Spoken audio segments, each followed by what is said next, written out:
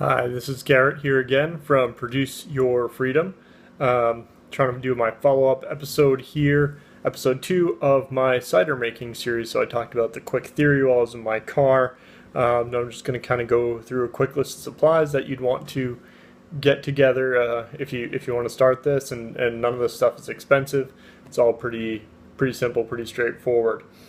So I guess we'll start with the very basics. I use these jugs, 1 gallon fermenters with airlocks that are about 13 bucks. I got them off Amazon. You can definitely repurpose an old cheap wine jug like a Carlo Rossi jug or something like that, or sometimes olive oil will come in jugs like this, and just buy the airlock if you want to save a couple bucks. My very first batch, actually, I just did in wine bottles that I just cleaned out. It wasn't the best stuff in the world, but essentially I wanted to get going. I wanted to just do it. I was trying to figure out what I had around that I could do it with, and that's what I came up with. It's probably a little inconsistent because I probably didn't get quite the exact amount of yeast into each one and sugar into each one, kind of thing, and they all had slightly different ferment times. Not really sure how to do the shape of the vessel or whatever, but what I used there was just cleaned out wine bottles, yeast. I talked about last episode, all you need is sugar and yeast to make alcohol, really. And I used balloons. I got that tip through Jack Spirko's podcast, the Survival Podcast, and he does a great series on simple cider making and stuff like that. He also has a channel, Jack Spirko. You can search that on YouTube and find it, I'm sure. But what this does is, because these little simple latex balloons are, A, they're cheap, and B, they don't they're not perfect. They don't have a perfect seal, so that effectively is your airlock. You stick that over the top of a wine bottle and you're good to go. Some people find the right size bottle of apple juice, in a 1 gallon container, and then they modify it to stick an airlock in it, or they don't have to modify it to put an airlock in it, or you could just throw one of these on the top if the neck's small enough.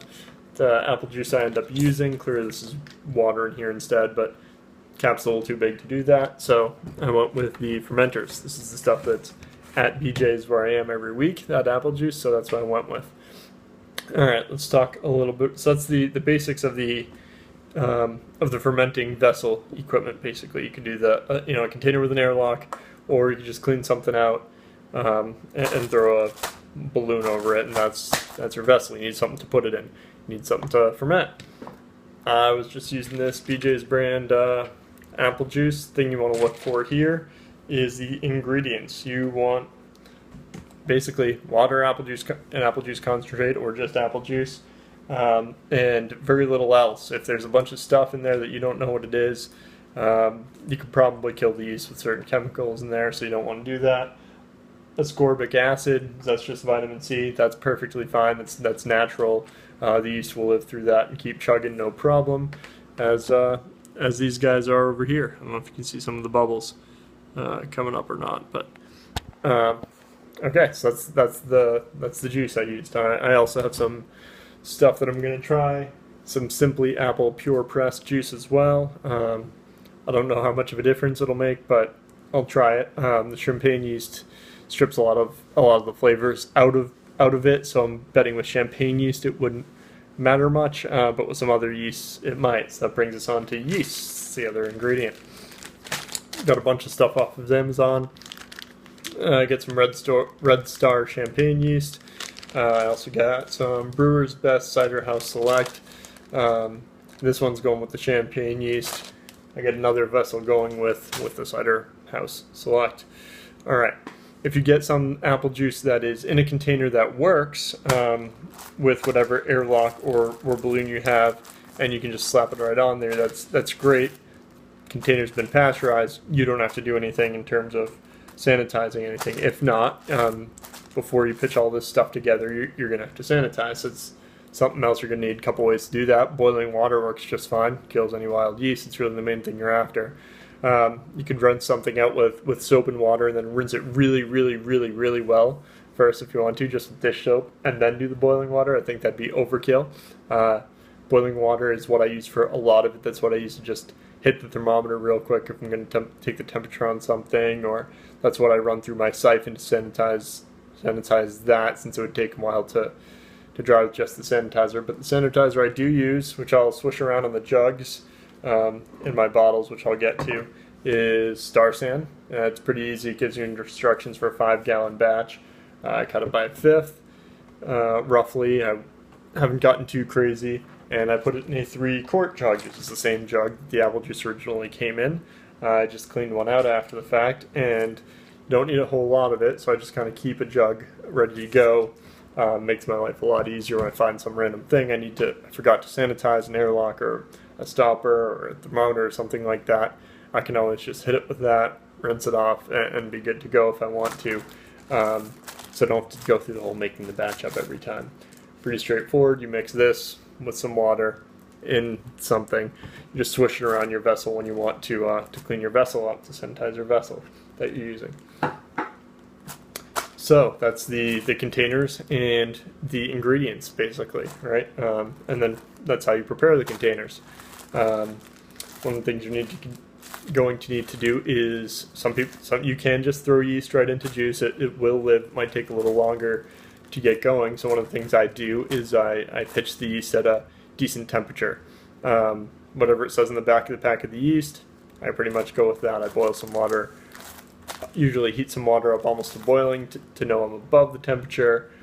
I have this little, got this at some kitchen store, but you could use a regular measuring cup if you got it and it's fine enough. It's got little gradations on there, but it gets really small down to the milliliters, which is why I use it for this. So I do my batch proportionally of the yeast I'm supposed to throw in there, heat the water up, pour the right amount into that, stick my thermometer in. I like these kinds of thermometers. It's just regular cheapy tall stick thermometers, no digital fancy readout, nothing. It reacts pretty quickly, actually. Little plastic tube it comes in, keeps it from breaking. I stick my thermometer in there. That gets hit with boiling water first, so that's probably overkill. So does the glass. Of course, they're in boiling water anyways. It cools down to the right temperature. I pitch my yeast for 15-20 minutes.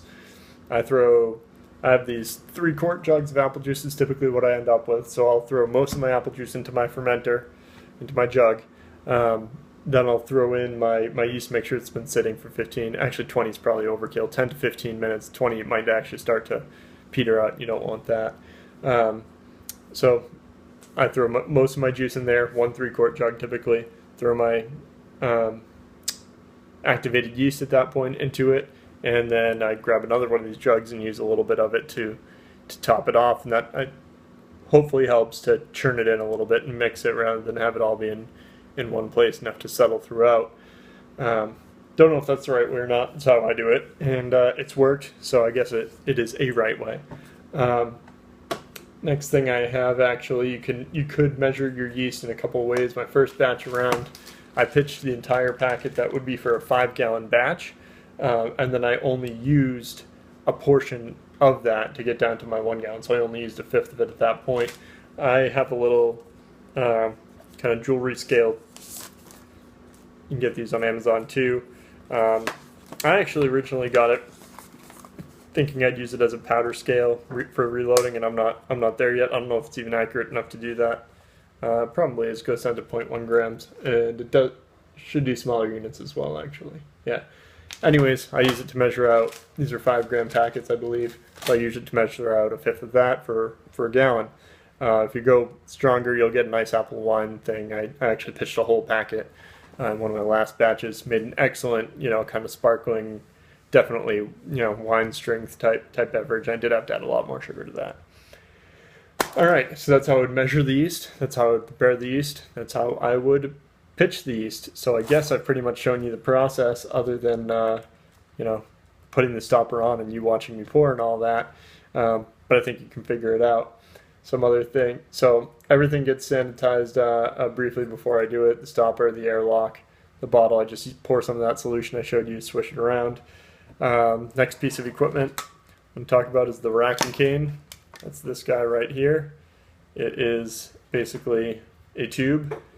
This one happens to have a siphon built into it as well, which is nice. It's got a siphon with a rubber seal on it to get the siphon started. That's for transferring liquids from one jug to another without stirring them up and agitating too much, which you don't want. You don't want to stir up the yeast and then bring that into your second vessel when the yeast is dead and you're trying to get that that out of there to make a clearer, cleaner beverage.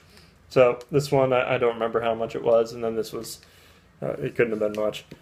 All this stuff, definitely under 100, probably under 75, maybe under 50. Maybe excluding the scale, actually, come to think of it. This is just some surgical tubing or something I found on Amazon as well. You heat that up, slide it over the end. It's got a little tip on it. That keeps you from getting all the junk at the bottom of the vessel that you want to keep out. Just popping that tip on. Right, just think of how you're going to be a little bit off the bottom right off the bat. You're going to be sucking liquid in, but you're going to have a little bit, just this little notch worth of distance on the bottom of the jug that you're not picking up because there's a stopper in the way. That's it. That's all the equipment I use. I mean, you can get it on Amazon Prime. You can get all this stuff, I'm sure, to show up at your house in 2 days and make your first batch, and you'd be drinking your own delicious, maybe not so delicious will be first try, but your own delicious cider in a month or so, and it's pretty good. So I just wanted to talk about the equipment next, and after that I'll probably walk through a couple batches. The only other thing I ordered, or I put on my wish list, I didn't order it yet, some hang tags, just if you are going to do multiple batches, you want to be able to tell which is which, putting them on the bottles or the jugs themselves. Right now I have these cheapy keychains, I forget from what. So, and I had some cheap carabiners. These always come on like water bottles and things like that. You get at sporting goods stores. I had some extras kicking around. So I just looped it through the handle of the jug. This one has a 1 on it. The other one behind me over there has a 2. I'll probably need 3 and maybe 4 soon, but that's what I'm doing there. And then in the bottling stage, I'm just using these flip top bottles. Not all of them, I noticed. This one in particular hold carbonation. If you try to prime the bottles to get the carbonation into there by just adding sugar and getting more CO2 out. If this part here isn't really great, which this one has a little, you probably can't see it, but a little more of a gap than I'd like around this gray piece, between this gray piece and this red piece, which the red piece is basically the seal. I noticed some are more and less fizzy than others, and when I look down, take a good look at it, it's typically because of that stopper and how that's all set up. But not a big deal. Still tastes pretty good. Still has a little fizz to it. So at some point I may start cleaning up bottles and get a capper, because honestly, the 12 pack of these things right now I got. Was it even 12 pack? Yeah, it was a 12 pack. I got 10 of them. Nope. 9 of them in use right now, so I only have 3 clean ones. So I'm going to have to get a capper soon, but for now this is working just fine, and I guess I'll just get to drink some more of it with my buddies. Hope you liked the episode. Sorry for being a little late with episode 2, but hope you enjoy it. It's not hard. Feel free to post comments, questions, etc., and feel free to check out my blog, which I'll put in the little comment thing underneath here. And yeah, get on your way, make your cider. This could all show up for relatively little money, and in 2 days off Amazon, and you'd be ready to roll. Everything other than the juice, which you can actually probably get that off Amazon Prime Pantry too, but just pick it up when you go to the grocery store. This is Garrett from Produce Your Freedom. Take this second step. It's not that hard.